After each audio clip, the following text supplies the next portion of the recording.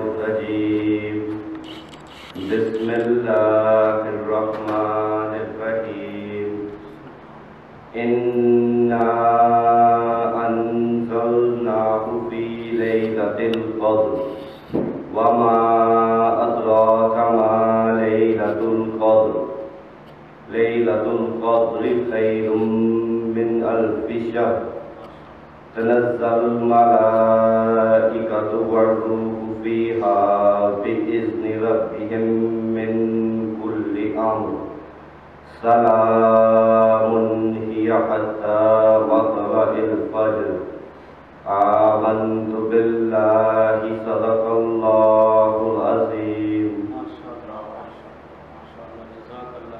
اب تلاوت کلام پاک کے لیے میں آیت مخصوص کو دعوت دیتا ہوں کہ وہ آئیں اور قرآن حکیم کی سورۃ التکاثر کی تلاوت کریمہ کی سعادت حاصل کریں.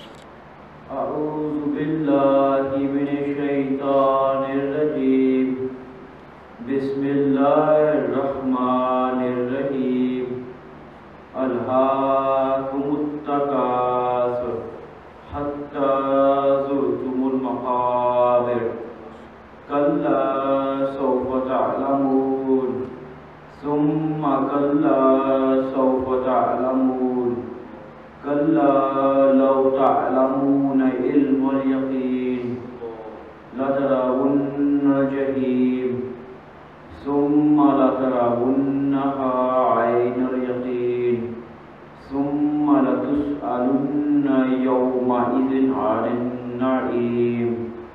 آمنت باللہ صدق اللہ العظیم.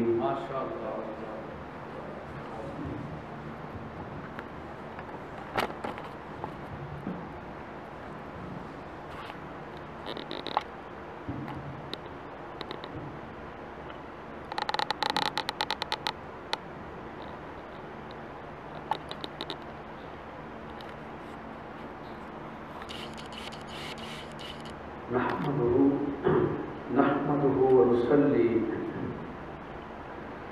ونسلم على سيدنا ومولانا محمد صلى الله تعالى عليه وآله وسلم رسوله النبي الأمين الحنين المكين الكريم الرؤوف الرحيم. أما بعد فأعوذ بالله من الشيطان الرجيم بسم الله الرحمن الرحيم. قال الله تبارك وتعالى في كلام المجيد وما خلقت الجن والإنس إلا ليعبدون. وقال الله تبارك وتعالى في مقام آخر فوجدا عبدا من عبادنا آتيناه رحمة من عندنا وعلمناه من لدنا علما. صدق الله مولانا العظيم. قال رسول الله صلى الله تعالى عليه وآله وسلم ألا أنبئكم بخياركم الذين إذا رؤوا ذكر الله. وصدق رسوله النبي الكريم الأمين. قال الشيخ سيد عبد القادر الجيلي رضي الله تعالى عنه سقاني الحب كاسات الوصال فقلت لخمرتي نحوي تعالي أنا في حضرة التقريب وحدي يصرفني وحسبي ذو الجلال.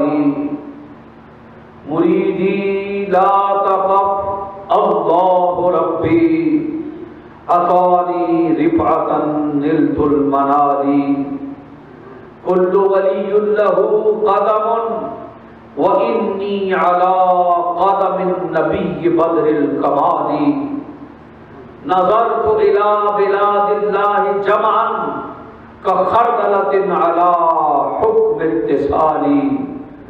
مريدي لا تخف واشر فإني عزوم قاتل عند القتال. أنا الجيلي محي الدين اسمي وأعلامي على رأس الجبال أنا الحسني والمخدع مقامي وأقدامي على عنق الرجال وعبد القادر المشهور اسمي وجدي صاحب العين الكمال. صدق الشیخ سید عبد القادر جیلی رضی اللہ تعالی عنہ. معزز و محترم حاضرین و سامعین، اللہ جل مجدہ کے فضل و کرم سے اور حضور نبی پاک صاحب الاولاق وجہ تخلیق کائنات سیدنا و مولانا محمد رسول اللہ صلی اللہ علیہ وآلہ وسلم کے نعلین پاک کے صدقہ سے ہم سب خطبہ جمعہ کی سماعت کے لیے اور نماز جمعہ کی ادائیگی کے لیے بحمد اللہ تعالی اللہ پاک کی توفیق سے جامع مسجد بیت الکرم کے اندر جمع ہیں. دعا ہے رب کائنات ہم سب کی حاضری اپنی بارگاہ میں قبول فرمائے. آپ کے سامنے خطاب کے لیے آج سورہ ذاریات کی ایک آیہ کریمہ اور سورہ کہف کی ایک آیہ کریمہ میں نے تلاوت کرنے کی سعادت حاصل کی ہے.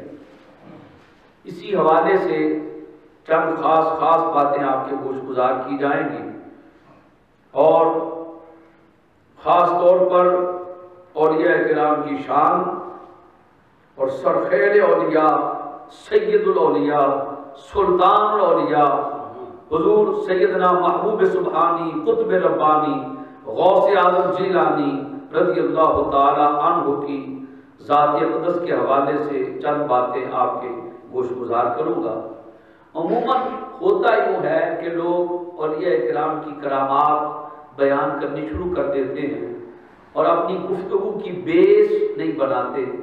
ہمیشہ جب بھی آپ کسی بھی موضوع پر بات کریں، بلکہ میں آپ کو یہاں تک کہوں گا اگر کوئی اسلامی اسکالر اکنامکس پہ بات کرے، اگر کوئی اسلامک اسکالر میڈیکل پہ بات کرے، اگر کوئی اسلامک اسکالر کسی بھی حوالے سے لا پہ بات کرے، سوشیالوجی پہ بات کرے، جس ٹاپک پر چاہے بات کرے، اس کی بنیاد، اس کی بیس قرآن اور سنت ہونی چاہیے. Without basis of Quran and سنت اس کو گفتگو نہیں کرنی چاہیے.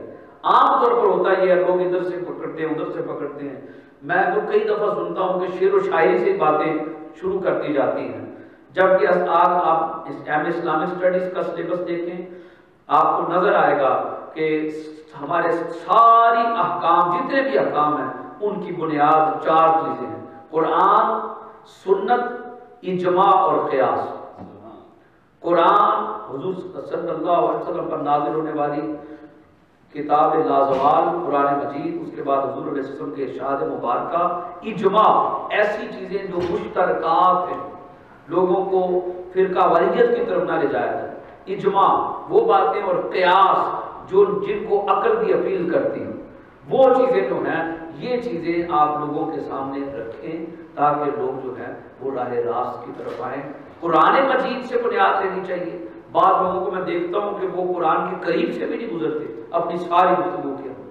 تو یہ چیزیں یا نعوذ باللہ استغفر اللہ، اگر قرآن کی آیتیں پڑھیں گے تو ان کو ریسائٹ غلط کریں گے یا ان کی انٹرپریٹیشن غلط کریں گے.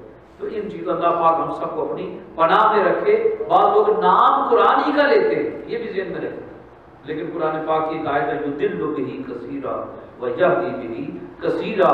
اسی قرآن کے ذریعے بہت سے لوگ گمراہ ہو گئے اور اسی قرآن کے ذریعے بہت سے لوگ ہدایت پا گئے.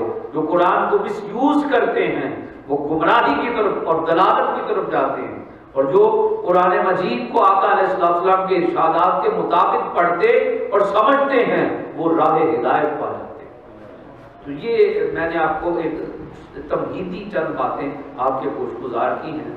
آئیے اب ہم اپنے منتخبہ موضوع کی طرف آتے ہیں.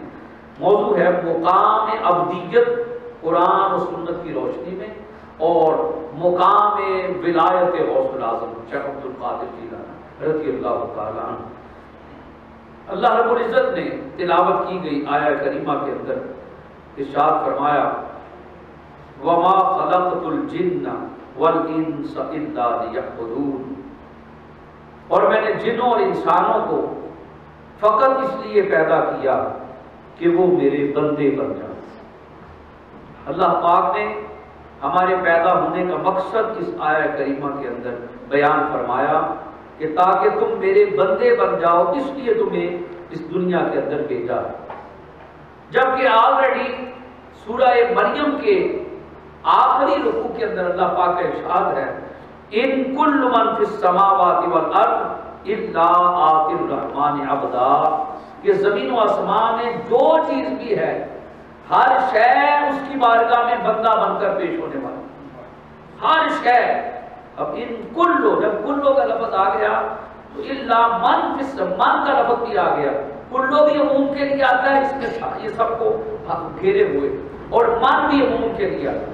تو من اور کلو نے ہر چیز کے بارے میں کہہ دیا کہ ہر چیز اس کی بارگاہ میں بندہ بن کر پیش ہونے والی، لیکن اس کے باوجود پھر اللہ پاک نے ہمیں یہ کیوں فرمایا کہ تمہیں اس لیے پیدا کیا کہ تم میرے بندے بن جاؤ۔ اس میں بڑا فرق ہے، جب ہر چیز آلریڈی بندہ ہے تو ہمیں کیوں فرما رہا ہے رب کائنات کہ تمہیں اس لیے پیدا کیا کہ تم میرے بندے بن جاؤ؟ کیا ڈفرنٹ ہے اس کے اندر؟ کلندر لاہوری علامہ اقبال رحمۃ اللہ علیہ اس عقدے کو بڑے خوبصورت انداز میں حل کرتے ہیں، اور آپ فرماتے ہیں عبد دیگر عبد ہو چیز دیگر ما سراپا انتظار او منتظر۔ لوگوں خالی بندہ ہونا یہ اور بات ہے، اور اس کا بندہ ہونا یہ الگ بات ہے۔ جو خالی بندے ہوتے ہیں وہ اللہ کا انتظار کرتے رہتے ہیں، اور جو اس کے بندے ہو جاتے ہیں اللہ خود ان کا انتظار کرتا رہتا ہے۔ تو ہمیں اس لیے پیدا کیا کہ ہم اللہ کے وہ بندے بن جائیں جن کا اللہ منتظر رہتا ہے، جن کا اللہ انتظار کرتا ہے، اور جن سے اللہ پیار کرتا ہے۔ اب وہ بندہ بننے کے لیے قرآن مجید کے اندر کچھ شرائط ہیں، غور سے ذرا سنتے آئیے گا۔ دو میں نے حوالہ جات دیے، ایک یہاں کا سورہ زاریات کا اور ایک سورہ کہف کا، پھر ہم اپنی بات کو لے جائیں گے سیدنا شیخ عبد القادر جیلانی رضی اللہ تعالیٰ عنہ کی زاریات تصویر۔ اب اللہ پاک نے یہ جو فرمایا کہ تمہیں اس لیے پیدا کیا تم میرے بندے بن جاؤ، تو اللہ کا بندہ بننے کے لیے ایک بہت بڑی شرط ہے، وہ کیا ہے؟ فرمایا اعملوا آل داؤد شکرا، اے آل داؤد اللہ کا شکر کرتے ہیں، کسی حال میں بھی اللہ کے نہ شکرے نہ بنو۔ سیدنا داؤد علیہ السلام کا طریقہ کار کیا تھا؟ ڈیوڈ جن کو ہم کہتے ہیں انگلش میں۔ سیدنا داؤد علیہ السلام نے اپنے فیملی ممبرز میں سے اپنی فیملی کے لوگوں کی ڈیوٹی لگا رکھی، 8واں پہر ہر وقت ایک شخص عبادت خانے میں عبادت گاہ میں بیٹھا رہتا تھا، اس کی ڈیوٹی تھی کہ وہ ہر وقت اللہ کا شکر ادا کرتا، ہر وقت اللہ پاک کا شکر ادا کرتا۔ تو یہ اعملوا آل داؤد شکر، اس کے ریٹرن میں اللہ پاک نے ان کو کیا عطا فرمایا کہ جد الانبیاء سیدنا ابراہیم علیہ السلام نے جو خانہ کعبہ تعمیر کیا، مسجد اقصیٰ کی تعمیر جو ہے یہ سیدنا داؤد علیہ السلام کے حصے میں۔ یہ اتنی بڑی سعادت پھر آپ کے بیٹے سیدنا سلیمان علیہ السلام، جن کو اللہ پاک نے ہواؤں میں فضاؤں میں بھی حکمرانی عطا فرمائی، اور پوری دنیا میں جہاں جاتے تھے جنات آپ کے مطیع تھے، غیبی مخلوقات سیدنا سلیمان علیہ السلام کی مطیع تھی۔ اور سورہ نمل کے اندر بڑا تفصیل سے آپ کے بارے میں واقعہ لکھا ہے، لیکن بالآخر آپ نے یہ سارا کچھ جب خود پرندہ برڈ بھی آپ سے کلام کرتا اور آپ فرماتے تو کدھر تھا، مجھے بتائے بغیر میرے دربار سے ایبسنٹ کیوں ہو گیا؟ اگر اپنی صحیح ریزن نہیں بتاؤ گے تو تمہیں سخت سزا دوں گا۔ یہ خود کو آپ فرمایا۔ تو اس کے بعد اور پھر سیدنا سلیمان علیہ السلام دور سے آپ تشریف لے جا رہے ہیں، 3 میل دور سے آپ نے چیونٹی کی آواز کو سن لیا۔ چیونٹی کہہ رہی ہے سلیمان علیہ السلام کا لشکر آ گیا، کہیں ہمیں پاؤں کے نیچے کچل نہ دے، چلو جلدی سے اپنے سوراخوں کے اندر گھس جاتے ہیں۔ 3 میل دور سے سیدنا سلیمان علیہ السلام نے چیونٹی کی آواز کو سنا، فَتَبَسَّمَ ضَاحِكًا مِّن قَوْلِهَا، اس کی آواز کو سن کر آپ نے اسمائل دیا، مسکرا دیے سیدنا سلیمان علیہ السلام۔ یہ ساری باتیں اور پھر اپنی طرف دھیان دیا اور اس کے یا اللہ یہ جو نعمتیں عطا کی ہیں مجھے اپنے شکر گزار بندوں میں شامل کر۔ یہ آپ کو میں چند ریفرنسز دو قرآن حکیم سے آپ کو کہ جب آپ دیکھیں آپ کے بچے کھیل رہے ہیں، آپ دیکھیں آپ کے پاس مال و دولت ہے، آپ کے پاس اللہ پاک نے کسی قسم کی کوئی تکلیف نہیں دی، آسانیاں ہیں، تو پھر آپ جھکتے چلے جائیں، کیا پراؤڈی نہ ہو، تکبر نہ کریں، مغرورے نہ بنیں۔ میں نے آپ کو بتایا کہ حضور نبی پاک صلی اللہ علیہ وسلم نے جس دن مکہ فتح کیا تو آقا صلی اللہ علیہ وسلم فاتحانہ شان کے ساتھ مکہ میں داخل ہو رہے ہیں۔ آج کوئی کونسلر الیکشن جیت جائے نا تو اس کے پاؤں زمین پر نہیں لاتے، لو جی آج مانا کمال کر لوگ ایسے کرتے ہیں، اپنے آپ سے باہر ہو جاتے ہیں۔ لیکن نبی پاک صلی اللہ علیہ وسلم فاتحانہ شان سے مکہ میں داخل ہو رہے ہیں، 10,000 کا لشکر ہے نبی اکرم صلی اللہ علیہ وسلم کے ساتھ۔ وہی مکہ جہاں سے حضور علیہ السلام کو ہجرت کرنے پر مجبور کر دیا گیا تھا، اور رسول پاک صلی اللہ علیہ وسلم اور سیدنا صدیق اکبر رضی اللہ تعالیٰ یہ واحد دو ہستیاں جو مکہ سے تشریف لے جا رہے ہیں، اور آقا علیہ السلام بار بار خانہ کعبہ کی طرف تکتے ہیں اور حضور علیہ السلام اشک بار، یا اللہ اس کعبے سے مجھے بڑا پیار ہے، اس کعبے سے بڑا پیار ہے۔ اور سورہ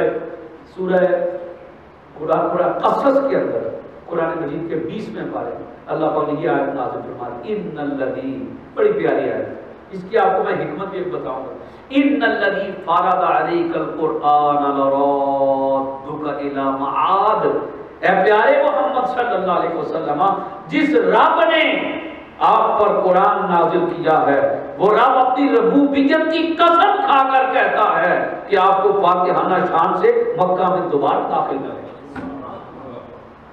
تو جی میں مکہ پاک میں تھا، قبلہ شاہ صاحب ماشاءاللہ حاضری دے کر آئے، تو ایک بابا جی مجھے مل گئے، میں کہا یار دعا کرو، پھر آئیے، بڑا مزہ آیا۔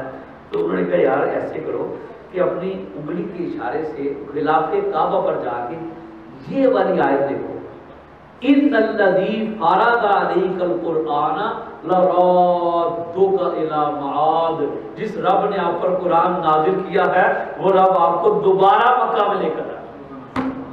اور یہ میں نے آیت لکھی، الحمدللہ پھر مجھے کئی مرتبہ الحمدللہ حاضری کا موقع حاصل ہوا، پیرنٹس کے ساتھ، بچوں کے ساتھ میں۔ عرض کرنے کا مقصد یہ ہے کہ یہ اگر کوئی اللہ والے بتائیں ایسی باتیں تو ان کے اندر بھی خاص راز کی چیزیں ہوتی ہیں، خاص راز کی چیزیں۔ تو حضور نبی پاک صلی اللہ علیہ وسلم جب مکہ میں داخل ہو رہے ہیں تو آقا صلی اللہ علیہ وسلم کی گردن مبارک جھکی ہوئی ہے، حضور صلی اللہ علیہ وسلم کی چشمان مقدس سے آنسو رواں، یا اللہ تیرا شکر ہے تو نے مجھے مکہ والوں پر پھر غلبہ عطا فرمایا۔ اور اس وقت یہ آیت سورہ مبارکہ نازل ہوئی، اذا جاء نصر اللہ والفتح، جب اللہ کی مدد آ جائے اور فتح آ جائے، ورأیت الناس، اور محبوب آپ لوگوں کو دیکھیں، یدخلون فی دین اللہ افواجا، جوک در جوک، لشکر در لشکر، فوج در فوج دین کے اندر داخل ہو رہے ہیں۔ تو سونے محبوب پھر کیا کرنا ہے؟ فسبح بحمد ربک، اپنے رب کی تسبیح کیجیے، اپنے رب کی حمد کیجیے، واستغفر انہ کان توابا، اور سب کے لیے اللہ کی بارگاہ میں معافی مانگیے، اللہ توبہ قبول فرمانے والا، اللہ توبہ کو قبول فرمانے والا۔ تو عرض کرنے کا مقصد یہ ہے کہ اللہ پاک کا شکر ادا کرتے ہیں، جھکتے رہے، ہمیشہ جھکی ہوئی جو شاخ ہوتی ہے اسی پر پھل لگتا ہے، اور اگر آپ اکڑ جائیں گے، پروڈی ہو جائیں گے تو پھر وہ سروں پر پھل نہیں لگتا، آپ کو پتہ ہے۔ تو عرض کرنے کا مقصد یہ ہے کہ یہ جو آیا کریمہ اس میں مانو اعلیٰ داؤد شکرا، اعلی داؤد شکر کیا کرو، قلیل، اچھا یہ بھی بات بتا ہے، لیکن دل کسی کے پاس ہوتا ہے۔ اسی طرح قلیل من عبادی الشکور، کم ہی میرے ایسے بندے، عبادی الشکور، یا متکلم کی ہے، یا متکلم کیا مطلب یہ میرے ایسے بندے بہت ہی تھوڑے ہیں جن کو میں اپنا کہتا ہوں، اور وہ شکر گزار ہی، وہ کون ہے؟ شکر گزار۔ تو اللہ پاک نے فرمایا تمہیں اس لیے پیدا کیا کہ تم میرے بندے بنو، اور میرا بندہ بننے کے لیے شرط یہ ہے کہ ہر حال میں میرا شکر ادا کرتے، کبھی نہ شکرے نہ بنو۔ آپ بہت سے لوگوں کو دیکھیں، پاکستان میں جا کے پوچھ لیں، ادھر پوچھ نہیں جی باندھا ہی کچھ استغفر ایسی بات نہیں. اللہ پاک کا شکر ادا کرنا چاہیے. اور اس کے بعد اگلی بات اسی سے آگے فرمایا کہ اللہ تعالیٰ کا شکر ادا کرنے کے لیے بھی کچھ شرطیں ہیں. اب یہ بھی دیکھیں, اب اللہ کا بندہ بننے کے لیے جو شرائط ہیں وہی چین آگے چل رہے ہیں. تمہیں پیدا کیا تم میرے بندے بن جاؤ, اور میرا بندے بننے کے لیے شرط یہ کہ شکر ادا کرو. شکر کا بھی ایک طریقہ ہے. جب آپ کسی پر احسان کرتے ہیں, مثلا آپ نے کسی کو پانی پلایا اور وہ پانی پینے والے نے آپ کا شکریہ ادا کرنا. اگر آپ سے وہ بڑا ہے, آپ نے کسی کا شکریہ ادا کرنا ہے, تو آپ اس کا شکریہ ادب کے ساتھ ادا کریں. جناب آپ کی بڑی نوازش ہے, آپ نے میرا خیال رکھا. اگر کوئی چھوٹا ہے تو آپ اس کا شکریہ شفقت سے, پیار سے, کہ بیٹا تو بہت تھینکس میں آپ کو کہتا ہوں. اگر آپ کا ہم عمر ہے تو آپ فرینڈ شپ کے ماحول میں, دوستانہ ماحول کے اندر اس کا شکریہ ادا کریں. تو پتہ یہ چلا کہ جس کا آپ نے شکریہ ادا کرنا ہے پہلے اس کی پہچان ضروری ہے, تاکہ اکارڈنگ ٹو اسٹیٹس آپ اس کو تھینکس کہہ سکیں. آپ کا اللہ پاک کی بات آپ دیکھیں, اللہ کا بندہ بننے کے لیے شرط یہ ہے کہ شکر ادا کرے. اور اللہ کا شکر ادا کرنے کے لیے شرط کیا ٹھہری؟ شرط یہ ہے کہ اللہ کو پہچانیں. بہت بڑی بات ہے, اللہ کی معرفت حاصل کریں تاکہ اللہ کو تھینکس کہہ سکیں, اللہ کا شکریہ ادا کر سکیں. یا اللہ تیری معرفت کیسے ملتی, تیری پہچان کیسے ملتی ہے؟ تو پھر قرآن کہتا ہے سورہ مزمل کے اندر فرمایا ان ھذہ تذکرہ فمن شاء اتخذ الی ربہ سبیلا. بے شک یہ قرآن مجید ایک ذکر ہے, ایک نصیحت ہے. جو چاہتا ہے کہ اسے رب کی پہچان حاصل ہو جائے وہ قرآن سے اپنا تعلق استوار کرے.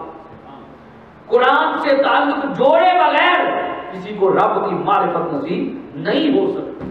اللہ کی پہچان حاصل کرنا چاہتے ہو, اللہ کے شکر گزار بندے بننا چاہتے ہو, قرآن سے تعلق جوڑ دو. ذالک الکتاب لا ریب فیہ, یہ وہ بلند رتبہ کتاب ہے جس میں شک کی گنجائش ہی نہیں. ہدی للمتقین, یہ متقیوں کو ہدایت دیتی. اب متقی کون ہیں؟ الذین یؤمنون بالغیب, وہ لوگ جو غیب پر ایمان لے آئیں وہی متقی ہیں. اور غیب پر ایمان لانے سے مراد کیا ہے؟ حضرت قبلہ پیر محمد کرم شاہ الازہری رحمۃ اللہ تعالی, اللہ پاک ان کے درجات کو بلند فرمائے, انہوں نے اس پر بہت لکھا. الذین یؤمنون بالغیب, اور امام راضی علیہ الرحمہ کے حوالہ جات دے دے کر لکھا ہے. اور امام راضی نے 17 دلیلیں دی ہیں ایمان بالغیب کی, 17 تفسیریں بیان کی ہیں. ان میں اعلیٰ ترین تفسیر یہ ہے کہ غیب پر ایمان لانے سے مراد دہلیز محمد مصطفیٰ پر اپنا سر تسلیم خم کر دینا, اپنا سر تسلیم خم کر دینا آقا علیہ السلام. کیونکہ ہم تو جنت کو نہیں جانتے, ہم تو قبر کے اندر کیا ہو رہا ہے ہم نے تو نہیں دیکھا. یہ سارا کچھ دوزخ کیسا ہے, فرشتے کیسے ہیں, یہ سارا کچھ جو ہڈن ہے ہم سے, یہ ایک دیکھنے والا بتا رہا ہے. ایون کہ رب کائنات کی ذات, اللہ کو کس نے دیکھا وہ کہہ سکتا ہے. لیکن پھر بھی ہم کہتے ہیں شادو میں گواہی دیتا ہوں, تو بھائی گواہی تو وہ دیتا ہے جس نے دیکھا ہوا ہو. ہم کہتے ہیں شادو میں گواہی دیتا ہوں. اللہ پاک نے فرمایا ایک گواہی دینے والے نے, ایک دیکھنے والے نے یہ بتایا ہے من آنی فقد رأى الحق, جس نے محمد مصطفیٰ کو دیکھا اس نے خدا کو دیکھا. اشہد ان لا الہ الا اللہ کہتے ہیں. پھر یہ آقا علیہ السلام کی ارشاد کے مطابق ہم کہتے ہیں میں آمنت باللہ, میں ایمان لے اللہ و ملائکۃ. Where is the angels? ہم کہتے ہیں ادھر بھی ہیں, ادھر بھی. یہ کس نے بتایا؟ کہتے ہیں ادھر بھی رائٹ شولڈر پر, لیفٹ شولڈر پر, ادھر بھی فرشتے اس وقت بیٹھے ہوئے. لیلۃ القدر میں 1 انچ بھی جگہ نہیں رہتی جہاں پہ فرشتے نہ بیٹھے ہوئے. تو ہر جگہ فرشتے. یہ کون بتا رہا ہے؟ یہ زبان محمد مصطفیٰ صلی اللہ علیہ وسلم. الذین یؤمنون بالغیب, وہ لوگ جو غیب پر ایمان لے آئیں وہی متقی ہیں. تو غیب پر ایمان لانے سے مراد نبی اکرم صلی اللہ علیہ وسلم کے ساتھ اپنے تعلق کو جوڑ لینا. حضور نبی اکرم صلی اللہ علیہ وسلم کی ذات کی محبت میں، آقا علیہ السلام کی تعلیمات کی محبت میں مقام فنائیت پر پہنچ جانا ہے۔ جو جتنا مصطفیٰ کے قریب ہوتا ہے وہ رب کا اتنا حبیب ہوتا ہے، اور اسے اتنا ہی ایمان بالغیب نصیب ہوتا ہے۔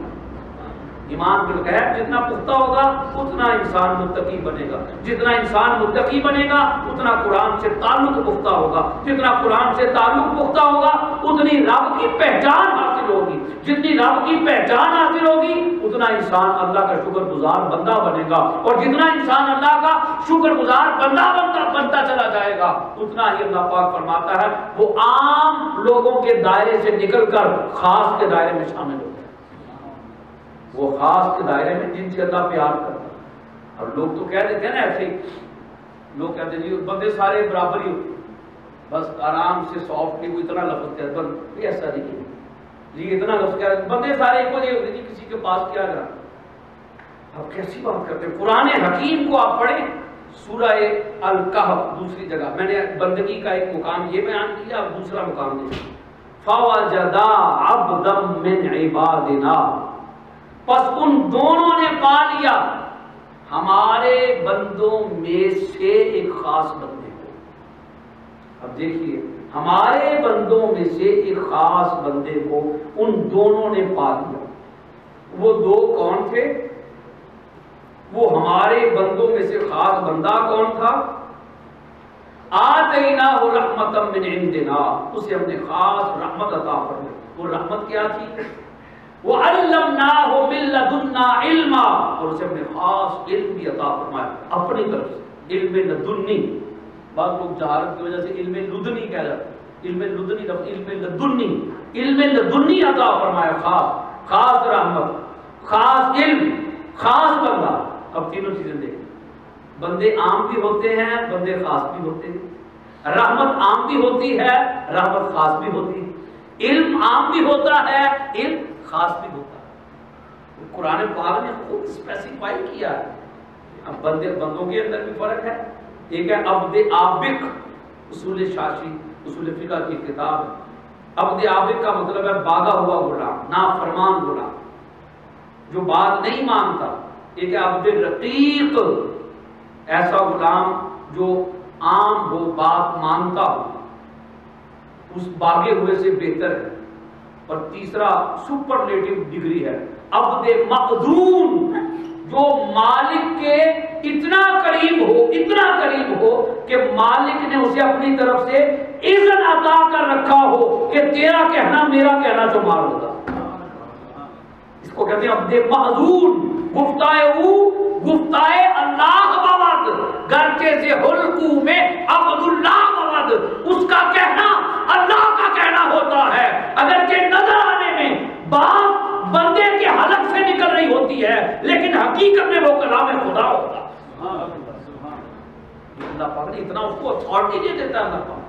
تو یہ تین طرح کے بندے تو آپ، ایک عبد عابق ہے، عبد رقیق ہے، عبد معذون ہے، عام بندے ہیں، خاص بندے ہیں۔ اب وہ جو دو تھے جنہوں نے پایا، وہ کون کون تھے اور کس کو پایا؟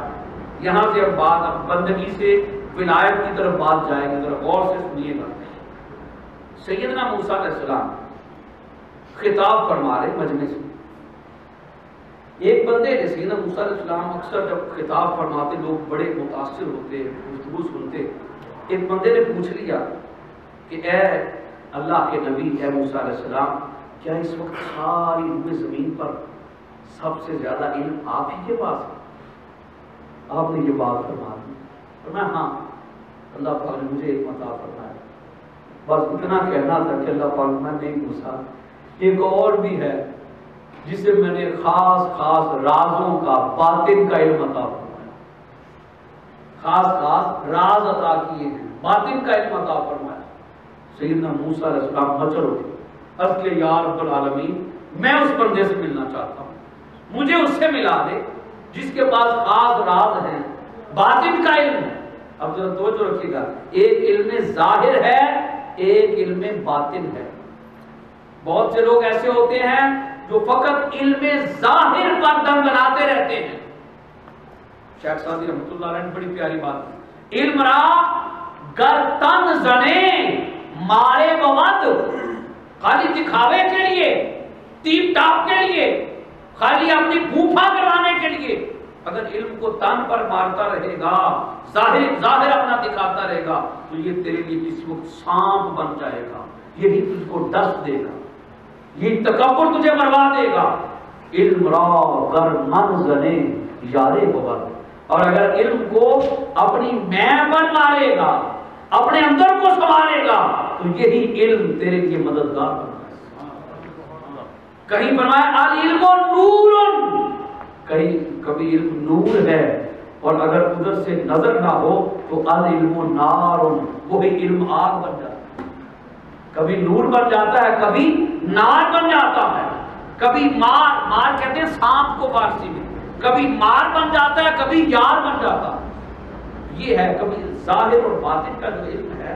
حضرت سیدنا ابو ہریرہ رضی اللہ تعالیٰ عنہ، انہوں نے لوگوں کے سامنے فرمایا کہ رسول پاک صلی اللہ علیہ وسلم نے مجھے دو طرح کا علم عطا فرمایا، ایک علم تو وہ ہے جو میں نے تم پر ظاہر کر دیا، اور دوسرا علم وہ ہے اگر میں بیان کروں تو لقطع الحلقوم، میرا گلا کاٹ کے رکھ دے۔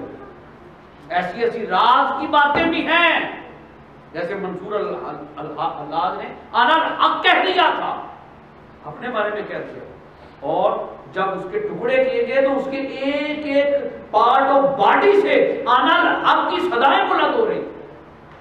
ایسے ایسے لوگ ہیں۔ علم ظاہر اور علم باطن میں فرق ہے۔ حضرت مولوی روم رحمۃ اللہ تعالی علیہ آپ حدیث کا درس دے رہے ہیں لوگوں کے سامنے، اور اچانک ایک پھٹے پرانے کپڑے پہنے ایک درویش آ گیا، اور اس نے آ کے بیٹھ گیا پاس، آپ لیکچر دے رہے ہیں، پڑھا رہے ہیں لوگوں کو، کتابیں پڑھا رہے ہیں، اس نے آ کر پوچھ لیا، اس نے کہا جی این چیز فارسی زبان میں یہ کیا ہے، یہ آپ کیا کر رہے ہیں؟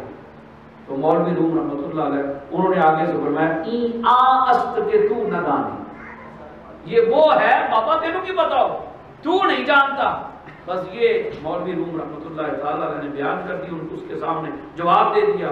بعد میں بچے گئے، تھوڑی دیر بعد چھٹی ہوئی، ادھر ادھر طالب علم منتشر ہوئے، تو بابا جی نے کیا کیا، بابا جی نے وہ ساری کتابیں جو پڑھی تھی مختلف جگہوں پر، وہ کتابیں ڈیسکوں سے اٹھا کے وہ پانی کے تالاب میں پھینکی، پانی کے تالاب میں پھینکی۔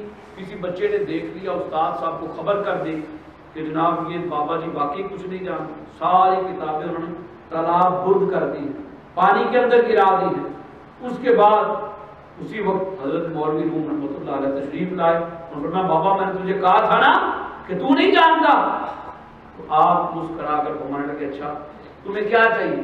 وہ کہتے مجھے، آپ نے فرمایا مجھے کتابیں چاہیے، تمہیں کیا پتہ علم کا؟ تو حضرت مولوی روم رحمۃ اللہ علیہ کے سامنے وہ جو درویش ہے وہ پانی کے تالاب کے اندر داخل ہوا، بالکل پانی کے اوپر کھڑے ہو، پانی کے اوپر کھڑے ہو گئے، اور پانی کے اندر انہوں نے ہاتھ ڈالنا شروع کر دیا۔ پانی کے اندر ہاتھ ڈالتے ہیں، کتاب ہاتھ میں آتی ہے، پانی سے کتابیں نکال رہے ہیں اور مٹی جھاڑ رہے ہیں اور کتابیں باہر دے رہے ہیں، مٹی جھاڑ رہے ہیں، کتابیں باہر دیتے چلے جا رہے ہیں۔ جب ساری کتابیں دی، مولوی روم رحمۃ اللہ علیہ کی آنکھیں کھلی رہ گئی، انگشت بدندہ رہ گئے، اور انہوں نے فوری پوچھا یہ چیز یہ کیا ہے؟ تو شاہ شمس تبریز رحمۃ اللہ نے فرمایا این آ است کے تو نہ دو، یہ وہ علم ہے جو آپ نہیں جانتے، یہ وہ چیز ہے جو آپ نہیں جانتے ہیں۔ اس مقام پر علامہ اقبال رحمۃ اللہ فرماتے مولوی ہرگز نہ شد مولائے روم تا غلام شمس تبریز نہ شد۔ حضرت مولا روم رحمۃ اللہ علیہ وہ اس وقت تک علم کے کمال کو نہیں پہنچے جب تک حضرت شاہ شمس تبریز رحمۃ اللہ علیہ کے غلام نہیں ہو، انہیں اس ایک خاص اللہ کے بندے کا، اللہ کے مقرب بندے کا فیض نصیب نہیں ہو گیا۔ حضرت موسیٰ علیہ السلام آپ گئے ہیں، آپ نے اللہ پاک کی بارگاہ میں اس کے یا رب العالمین پھر اس بندے کی کوئی مجھے نشانی بتا دو۔ اللہ پاک نے فرمایا ایک نشانی بتاتا ہوں، ایک تو اپنی اس مقام پہ جا کے خود پہچان لو، اور ایک نشانی یہ ہے کہ جہاں دو دریا ملتے ہیں، جہاں دو دریاؤں کا سنگم ہوتا ہے، تمہارا بھی اس سے سنگم ہو جائے گا، تمہاری بھی اس سے ملاقات ہو جائے گی۔ سیدنا موسیٰ علیہ السلام حضرت یوشع بن نون کو لے کر اللہ کے بندے کی تلاش کے لیے نکلے۔ اب اللہ کے بندوں کو تلاش کرنا یہ سنت انبیاء ہے۔ اب قرآن میں سنت انبیاء ہے اور حکم خدا ہے۔ جو لوگ کہتے ہیں نا بندے سارے برابر ہی ہوتے ہیں، کسی کے پاس آپ کیوں جاتے ہیں، وہ دیکھیں یہ قرآن سے ثابت ہے، سورہ کہف سے حکم خدا ہے، سنت انبیاء ہے، اور جو حکم خدا سمجھ کر سنت انبیاء سمجھ کر جو تلاش کرتا ہے وہ پھر اللہ والوں کو پا بھی دیتا، اسے پھر اللہ والے مل بھی جاتے۔ فوجدا، ان دونوں نے پا لیا۔ حضرت یوشع بن نون نے سیدنا موسیٰ علیہ السلام نے ساتھ بنی ہوئی مچھلی رکھ لی، تلاش کے لیے نکل پڑے۔ وہ جہاں دو دریا مجمع البحرین، جہاں دو دریاؤں کا سنگم ہوتا تھا، وہاں تھوڑی دیر کے لیے اسٹے کیا، وہاں سے پھر آگے نکل کے ایک مقام پر پہنچے۔ سیدنا موسیٰ علیہ السلام نے فرمایا یوشع، وہ جو بنی ہوئی مچھلی رکھی تھی لاؤ، مجھے بھوک لگی ہے۔ حضرت یوشع بن نون کیا کہتے ہیں؟ وہ کہتے ہیں حضرت مجھے تو آپ کو بتانا بھول گیا اور شیطان نے مجھے بلا دیا۔ وما انسانی ہو الا الشیطان ان اذکرہ، میں آپ کو بتانا چاہتا تھا، میرے منہ کی بات وہ بس اسی وقت ذہن سے نکل گئی، شیطان نے بلا دیا کہ جہاں اسٹے کیا تھا ہم نے، جہاں ہم نے پڑاؤ کیا تھا، وہاں مردہ مچھلی زندہ ہو کر پانی میں سرنگ بناتی ہوئی بھاگ گئی۔ اس وقت سیدنا موسیٰ علیہ السلام نے کیا الفاظ کرنا، ذالک ما کنا نبغی فرتبتا علی آثارہما قصصا، اے یوشع انہی قدموں کے نشانوں پر واپس چل جہاں پر مردوں کو زندگی ملتی ہے، وہیں اللہ والے رہتے۔ جب آپ اس مقام پر پہنچے، میں نے آپ کو بتایا نا اللہ پر دو چیزیں فرمایا، ایک تو تمہیں وہاں سے پتہ چل جائے گا نشانی، وہ مقام خود نشانی ہوگا کہ جہاں مردوں کو زندگی ملتی ہے، اور دوسرا یہ بتا دیا کہ مجمع البحرین، جب اس مجمع البحرین میں آپ نے غور سے آگے دیکھا تو فوجدا عبدا من عبادنا، ان دونوں نے پا لیا ہمارے بندوں میں سے خاص بندے۔ اب دیکھیں عبدا بندہ، من عبادنا ہمارا بندہ، اور عبدا من عبادنا سب کو ملا کر پڑھیں تو ہمارے خاص بندوں سے بھی خاص بندہ۔ ایک ہے عام بندہ، ایک ہے خاص بندہ، ایک ہے خاص الخاص بندہ، خاصوں سے پھر خاص آ۔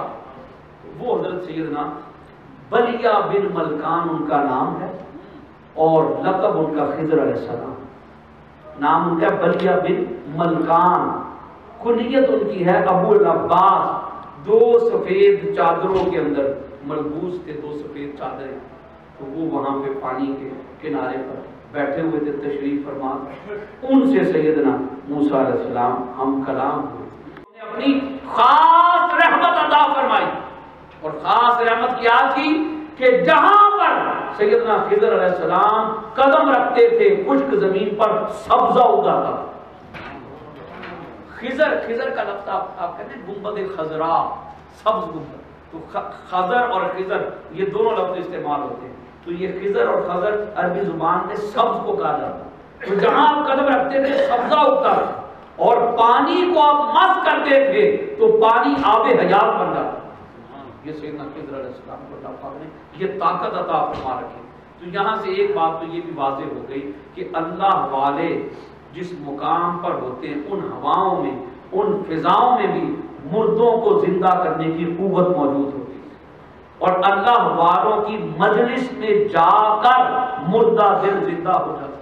اس لیے حضور علیہ السلام میں الا انبئکم بخیارکم، کیا تمہیں میں یہ نہ بتاؤں کہ تم میں بہترین لوگ کون ہیں؟ اس کی بلا یا رسول اللہ، حضور ارشاد فرمائیں آقا علیہ السلام میں الذین اذا رؤوا ذکر اللہ، جب ان کے مکھڑے کو دیکھو تو دیکھتے ہی تمہارا قلب جاری ہوتا ہے، جب ان کے چہروں کو دیکھو تو تمہیں رب یاد آ جائے، غافل دل ذاکر بن جائے۔ غافل دل، وہ غافل ہے، سویا ہوا، پتہ ہی کوئی نہیں، لیکن وہ انہیں دیکھتے ہی بندے کی زبان سے نکلے اللہ، یار کیا مکھڑا ہے، کیا ہستی ہے۔ والذین اذا رؤوا، جنہیں دیکھتے رب یاد آ جائے، دل زندہ ہو جائے۔ زندہ ہونے کا یہی مطلب ہے، مردہ دل کے زندہ ہونے کا یہی مطلب ہوتا ہے کہ آپ کا رب سے ٹوٹا ہوا ناتا پھر سے جڑ جائے۔ یہ دل کے دل، ورنہ اور یہ نہیں ہے. میں آپ کو ٹو بی فرینک بتا رہا ہوں، بعض لوگ داتا صاحب رحمۃ اللہ علیہ وہاں پہ اور مزاروں پر بیٹھے ہوتے ہیں، اپنے آپ کو موو کرتے ہیں، مسلس کو موو کرتے ہیں، ان جگہوں کو موو کرتے ہیں اور کہتے ہیں جی یہ دل زندہ کر، دل جاری کرا لو. دل جاری کرنے کا میں نے یہ ایسے بہت سے لوگ دیکھے، کئی جگہوں پر دیکھے، لیکن الحمدللہ میں حضور سیدنا قطب الاولیاء سیدنا طاہر غوثی رحمۃ اللہ علیہ کے گھر میں رہا ہوں، خاص حضور غوث پاک کی کتابوں کا مطالعہ کیا ہے، تو ایسا کوئی تصور نہیں ہے کہ بھئی آپ مسلس کو ہلاتے جائیں اور یا کہیں آپ یوٹیوب پہ چلے جائیں تو عجیب عجیب نام لکھے ہوئے ہیں، فلاں فلاں پیر فلاں، ہم اس کا ذکر نہیں کرتے. لیکن اصل بات یہ ہے کہ الذین اذا رؤوا ذکر اللہ، حضور علیہ السلام نے اور بھی کچھ نشانیاں بیان کی.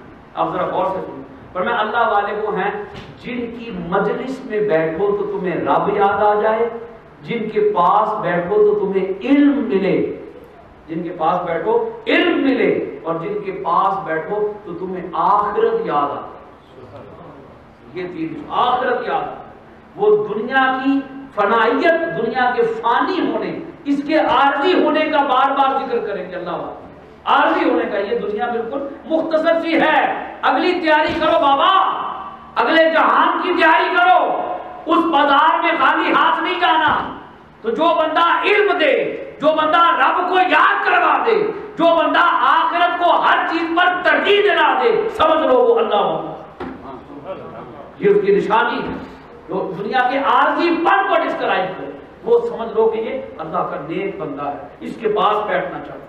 اور جو بس دنیا کی عاشقی میں چھت میں گڈی رہی، اچھا اس کے بعد میں نیچے فلاں بھی کرنا چاہیے، فلاں بھی وہ کاروباری باتیں ہر وقت کرتا رہے، ادھر کی بات کوئی نہ کرے.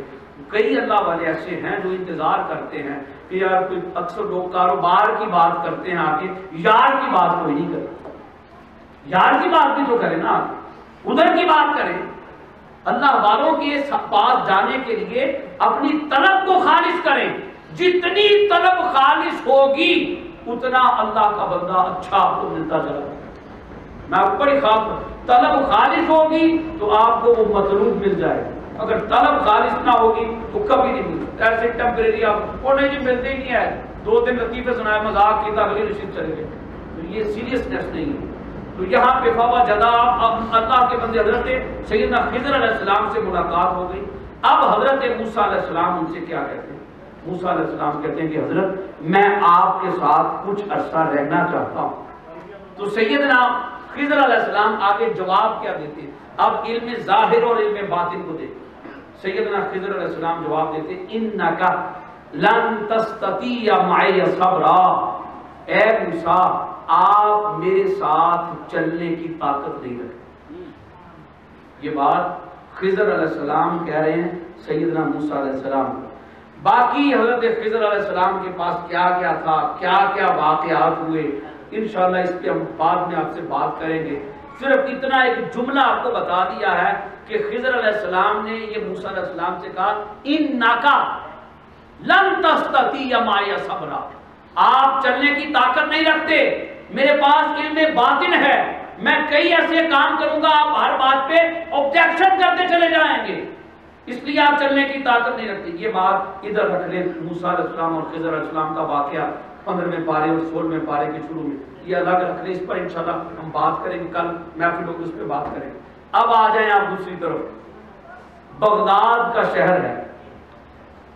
اب وہ یہ ساری باتیں جتنی بتائی ابھی تک یہ خضر اسرائیلی کی باتیں، اسرائیل بنی اسرائیل کے خضر، حضرت خضر علیہ السلام. بغداد کا شہر ہے اور 60-70 ہزار افراد کا اجتماع ہے. اور سیدنا شیخ عبدالقادر جیلانی رضی اللہ تعالیٰ عنہ عظیم اجتماع سے خطاب فرماتے ہیں. اور جو آواز کی گنگرج پہلی صف کے لوگ سن رہے ہیں، آواز کی وہی تمگرج وہی گنگرج آخری صف کے لوگ بھی سن رہے ہیں. اچانک دوران خطاب اب آپ نے لوگوں سے سلسلہ منقطع کیا، اپنے خطاب کا سلسلہ توڑ دیا اور آپ ہوا کی طرف متوجہ ہوئے، کھڑے ہو گئے اور کیا فرماتے ہیں؟ فرماتے اے خضر اسرائیلی رک جا، خضر محمدی کی بات سن کر. اے خضر اسرائیلی رک جا، خضر محمدی کی بات سن کر جا. حضرت خضر علیہ السلام رک گئے. خضر علیہ السلام متوجہ ہوئے، سیدنا غوث الاعظم شیخ عبد القادر جیلانی رضی اللہ عنہ کا خطاب سنا، اور اس مجلس کے بعد جس ولی کے پاس بھی جناب سیدنا خضر علیہ السلام تشریف لے جاتے ہیں، آپ ایک جملہ فرماتے ہیں اگر ولایت میں استقامت چاہتا ہے، ولایت میں سلامتی چاہتا ہے، روحانیت میں ترقی چاہتا ہے، روحانیت میں فروغ چاہتا ہے، تو غوث پاک کے در سے وابستہ ہو جائے۔ اگر غوث پاک کے در سے وابستہ نہ ہوا تیری ولایت سلب ہو جائے گی۔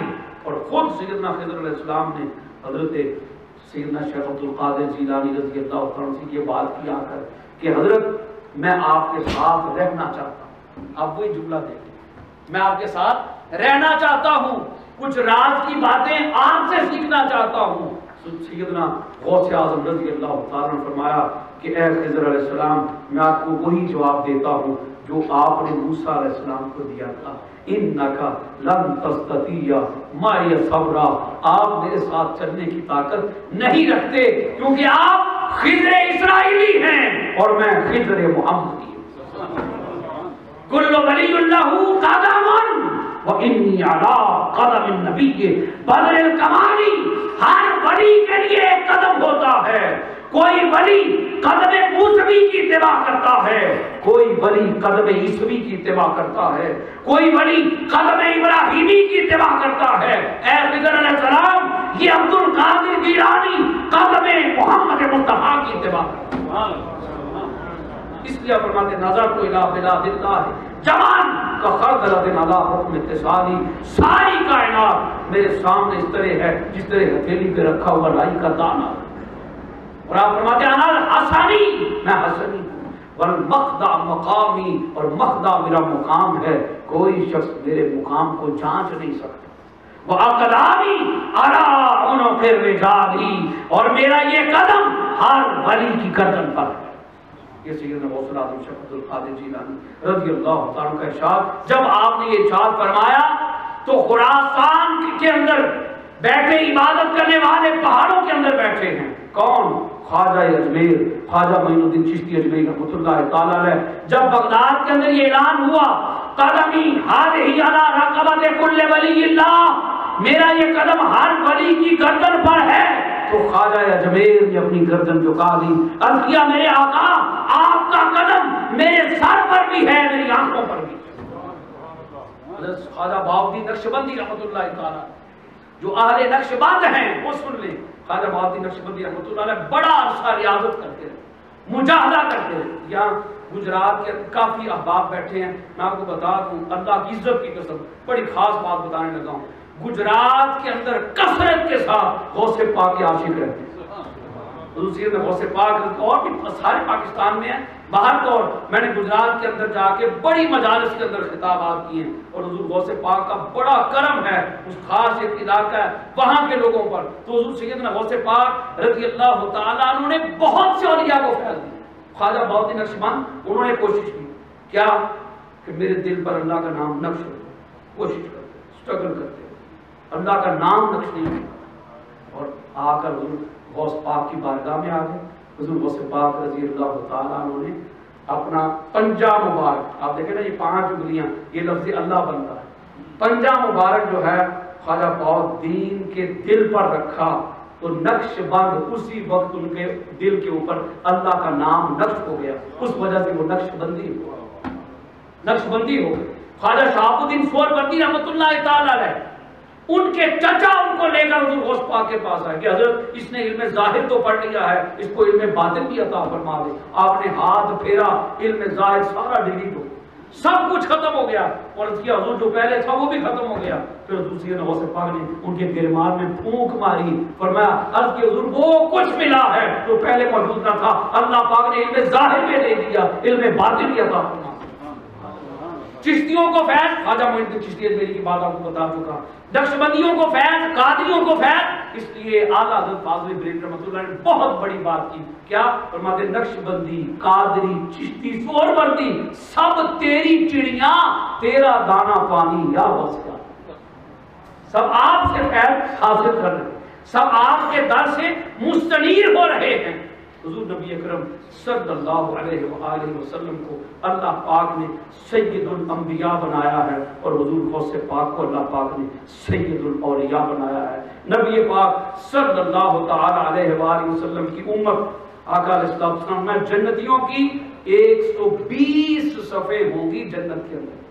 ایک صفحے پتہ نہیں کتنے ارب لوگ ہوتے ہیں، یہ اللہ ہی جانتا۔ 120 صفحے ہوں گی جنتیوں کی، اور آقا علیہ السلام نے فرمایا میری امت کی 80 صفحے، میری امت سب سے زیادہ 80 صفحے فقط امت محمدی صلی اللہ علیہ وسلم کی ہوگی۔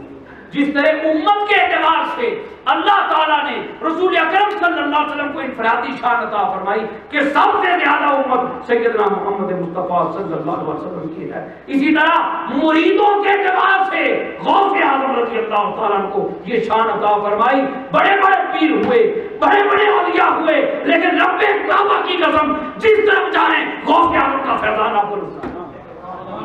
نقشبندیوں میں، چشتیوں میں، قادریوں میں، سہروردیوں میں، عرب کے اندر چلے جائیں، شاذلیوں میں، ہر جگہ پر سیدنا غوث الاعظم شیخ عبد القادر جیلانی رضی اللہ تعالیٰ عنہ کا فیض ہے۔ ایون کہ یہودی غوث پاک کو مانتے ہیں۔ سیدنا شیخ عبد القادر جیلانی رضی اللہ تعالیٰ مظہر جمال مصطفیٰ کتاب کا مطالعہ کریں، آپ کو پتا چلے گا حضور غوث پاک رضی اللہ تعالیٰ کا کس قدر وہ احترام کرتے ہیں۔ دوستان محترم، حضور سید آپ بات کنکلوژن کی طرف لا رہا ہوں۔ حضور سیدنا غوث پاک دو باتیں صرف مختصراً دو باتیں۔ حضور نبی پاک صلی اللہ علیہ وسلم کی یہ شہزادے حضور غوث پاک جنہوں نے رسول پاک سے ڈائریکٹ فیض لیا، ابھی سارا علم مکمل ہو گیا تھا، تقریر نہیں کرتے تھے، تو حضور غوث پاک رضی اللہ عنہ کو آقا علیہ السلام بیٹے عبد القادر خطاب کا آغاز کرو۔ عرض کیا یا رسول اللہ صلی اللہ علیہ وسلم، میرے نانا حضور میں گیلان کا رہنے والا ہوں، اور گیلان میں فارسی زبان بولی جاتی، بغداد آ گیا ہوں، بغداد میں اہل عرب بڑے بڑے فصحاء، بڑے بڑے بلاغاء، بڑے بڑے حکماء، علماء، محدثین رہتے ہیں۔ یا رسول اللہ کس طرح عربیوں کو اور اتنے بڑے علماء کو خطاب کرو؟ آقا علیہ السلام میں عبد القادر اپنا منہ کھولو۔ سیدنا غوث پاک رضی اللہ عنہ فرماتے ہیں میں نے منہ کھولا، حضور علیہ السلام نے 7 مرتبہ اپنا لعاب دہن غوث پاک کے منہ میں ڈالا، 7 مرتبہ۔ پیچھے ہی سیدنا مولا علی شیر خدا کرم اللہ وجل کریم کھڑے، اور انہوں نے 6 مرتبہ اپنا لعاب دہن حضور غوث پاک کے منہ میں ڈال دیا، اور آپ نے عرض کیا آپ نے 6 مرتبہ کیوں ڈالا؟ انہوں نے فرمایا میں رسول پاک کی برابری نہیں کر سکتا، آقا علیہ السلام کی برابری نہیں کر سکتا۔ پھر اس کے بعد خطاب کا عرب یہ تھا، آپ نے ایک آیت پڑھی، آیت کریمہ کی تفسیر بیان کی، اور اس مجلس کے اندر محدث ابن جوزی جیسا شخص بھی بیٹھا تھا، بہت بڑی اتھارٹی ہے حدیث کے اندر محدث ابن جوزی، وہ بھی بیٹھے تھے سامنے۔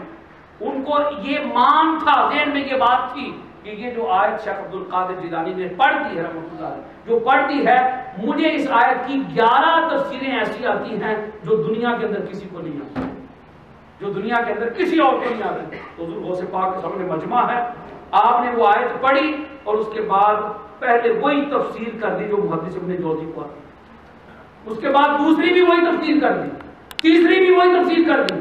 آپ تفسیریں کرتے چلے جا رہے ہیں، جب آپ نے 11 تفسیریں وہی بیان فرما دی، محدث ابن جوزی تو بے ہوش ہو کر گر پڑے تھی۔ اب میں تمہیں کچھ خاص تفسیریں بیان کروں۔ حضور غوث پاک نے اسی آیت کریمہ کی 63 تفسیریں لوگوں کے سامنے بیان کی۔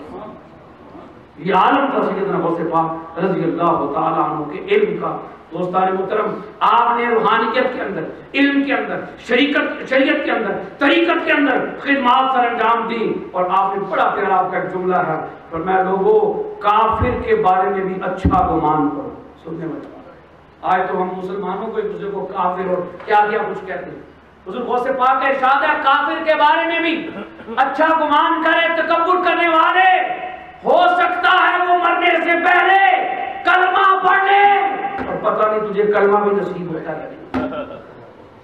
حضور غوث پاک کا ارشاد، اپنے بیت کو براڈ کریں، لوگوں سے پیار کریں، نفرتیں ختم کریں۔ حضور سیدنا غوث پاک رضی اللہ عنہ فرمایا اگر کوئی بڑا ہے تو اسے اپنے سے اچھا سمجھ، کیونکہ اس کی عمر زیادہ ہے، اس کو نیکیاں کرنے کا موقع بھی زیادہ ملا ہوگا۔ اگر کوئی چھوٹا ہے تو اس کو بھی اپنے سے اچھا سمجھ، اس حوالے سے اس کی عمر تھوڑی ہے، ہو سکتا ہے اس کے گناہ تم سے کم، اس کے گناہ تم سے کم۔ पॉजिटिव सोच रखो। ये इस तरह पॉजिटिविटी ये हमें गौस पाक के तरफ से मिलती। ये आपने फैज़ लोगों को तकसीम फरमाया। आप बस बात यही है कि जब आपको उस्ताद के पास ले जाया गया, यहाँ से मैं टर्निंग पॉइंट स्पीच का आपको आखिरी बात करूँगा, ये जब आपको उस्ताद के पास ले जाएगा कुरान पाक पढ़ने के लिए, तो उस्ताद ने कहा बिस्मिल्लाहिर्रहमानिर्रहीम पढ़े, अल्हम्दुलिल्लाहि रब्बिल आलमीन। तो आपने आगे से क्या पढ़ा? सुब्हानल्लज़ी अस्रा बिअब्दिही। उस्ताद साहब कह रहे हैं, मैं आपको कह रहा हूँ पहले पारे से शुरू करें, और आप पढ़ रहे हैं 15वां पारा। आप फरमाते हैं, उस्ताद ने फरमाया कि आप पहले 15 पारे कहाँ पे पढ़े? तो आप फरमाते हैं, मेरी अम्मा जान मुझे गोद में लेकर कुरान पढ़ती थी, मैंने 15 पहले पारे वहीं में पढ़ लिए। दोस्तान मोहतरम, आज की माँ अगर चाहती है कि उसका बच्चा वो अपने असलाफ के असाते को महफूज रखे, आप कहते हैं ना यार वडिया ये गल्ला नहीं रही, वो गल्ला नहीं रही, ये बात कह देते हैं, वो गल्ला कैसे रहेंगी, वो बातें किस तरह रहेंगी जब हम पेरेंट्स जो हैं वो अपने बच्चों पर तवज्जो नहीं देंगे। मैंने आपको बार हाजिर किया है, अल्हम्दुलिल्लाह ताला अल्लाह पाक की तौफीक से मैं यहाँ पे हाजिर हुआ हूँ। 24 आवर आप कुरान सीखें, इल्म हासिल